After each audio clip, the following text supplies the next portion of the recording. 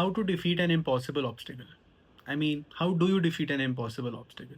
Most people would tell you to just fight harder, be stronger, and push through, and never quit. But I think sometimes the answer is the exact opposite. It's run away. I recently watched the Odyssey, and one scene refused to leave my mind. It was the Sirens. In Greek mythology, the Sirens would sing a song, and it would be so irresistible that sailors would steer their ship towards them, only to crash against the rocks. We usually think of sirens as temptation, money, fame, revenge, or even addiction. The things that pulls you towards destruction. But I kept thinking something else about sirens. What if the song isn't pulling you forward? What if it's stopping you from leaving? Maybe it's a job you don't like, or a relationship that has been over for years, a dream you've outgrown, or a business that is draining your life. You've invested too much time, energy, and emotion that walking away would feel literally impossible. The investment becomes the song. And every day you stay, you tell yourself, I've already come this far, and that's how impossible obstacles are created. Not simply because they're impossible to overcome, but because we've convinced ourselves that we are no longer allowed to leave. Sometimes the bravest move isn't charging forward. Sometimes it's turning the ship around before it hits the rocks. I've grown up with the myth of endurance. So, growing up, most of us are taught the same lesson. It is to never quit. Because quitting is for losers and quitters never win. And what doesn't kill you simply makes you stronger. And I think these ideas are not wrong. In fact, they are one of the most valuable lessons we can teach someone. If you're learning a new language, pursuing an education, or writing a book, building a business, or even trying to stay healthy, in those cases, persistence is often the deciding factor. Because those are the battles where outcomes largely depend on you only. Every hour you invest in yourself makes you more capable. Persistence has a return on investment. But I think there's just one simple mistake. We've taken advice that works in some part of life and turned it into a general advice for all our lives. We've started believing that leaving is always failure and that staying is always courage. I don't think that's true because not every obstacle exists to make you stronger. Some simply ask you to endure them, and those are the very different things. Think about it for a moment. When someone spends years learning a piano, every hour will compound. And when someone trains for a marathon, every run will make their body stronger.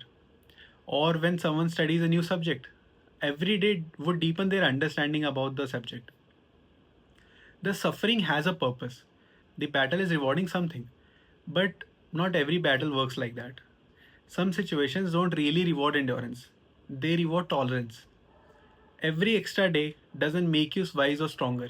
It simply teaches you to live with something you were never meant to accept. That's where I think we misunderstood one of the most famous sayings in the world. What doesn't kill you simply makes you stronger. And sometimes it does. But sometimes what doesn't kill you simply changes you. It leaves you anxious. It makes you cynical. It slowly convinces you that being unhappy is normal. And you would stop asking if this is making me a better person and or is this making me happy? And you would start asking, can I survive one more day? I think that's a very dangerous place to be because at that point, you're no longer fighting for your growth. You're fighting because you've simply forgotten that leaving is also an option. Maybe that's the real siren song, not the one that pulls you towards destruction, but the one that whispers, that you've already invested too much. Things will get better if you wait just a little longer. Leaving now would mean that everything that you sacrificed was for nothing. And before you know it, you're no longer staying because you believe in where you are going. You're staying because you're convinced yourself that you are not allowed to leave. I think that is one of the hardest prisons to escape because it is not built by walls, but it is built by our own beliefs. So another question comes up, then when do we know that it's time to leave? And I think at this point you might be thinking, so what are you saying? Should we just quit whenever life gets difficult? And the answer is no, not at all. Some of the best things in life are difficult. I mean, learning is difficult, Building something meaningful is difficult. The goal isn't to avoid hardship, the goal is to understand what your hardship is buying you. I don't think there's a magical moment where the universe is telling you that it's time to walk away. And if anything, I think we usually know the answer long before we are willing to admit. And one of the greatest losses of growing up is that we become expert on the world, but we become strangers to ourselves. As children, we know what exactly we like and we know what drains us. We know when something feels wrong. We don't need a list of pros and cons, um, and we simply know. But as we grow older, we collect advice from everyone else. We learn what success is supposed to look like, what careers are respectable, and what dreams are practical or possible. And lastly, what sacrifices are considered noble.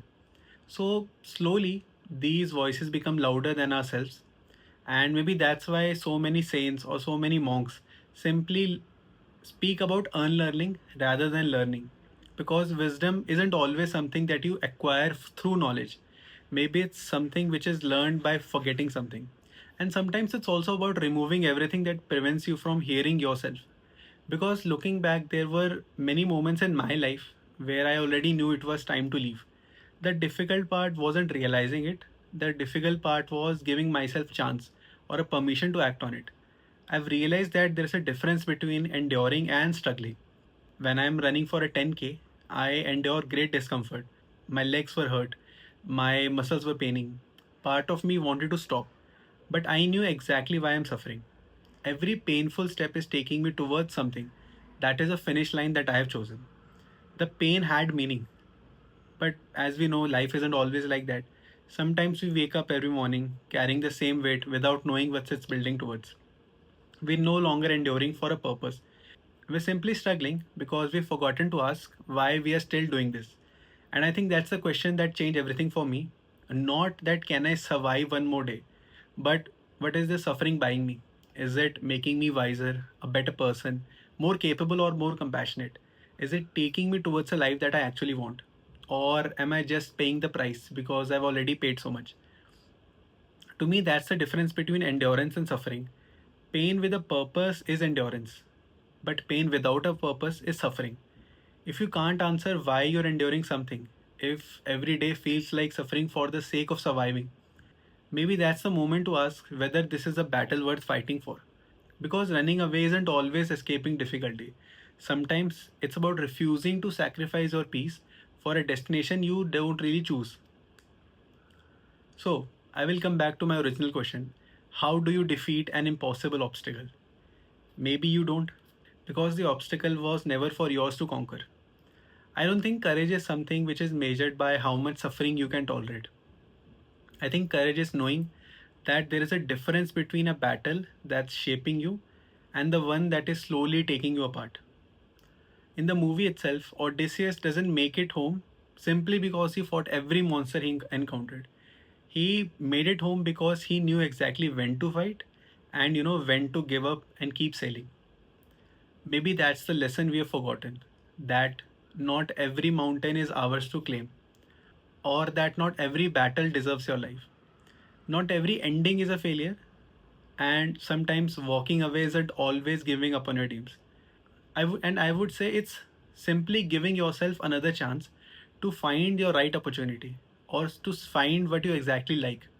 Maybe it's time we stop calling it running away. Maybe it's called choosing a life that lets you come back home. So I'll leave you with one question. What battles are you fighting today simply because you've convinced yourself that you're not allowed to leave?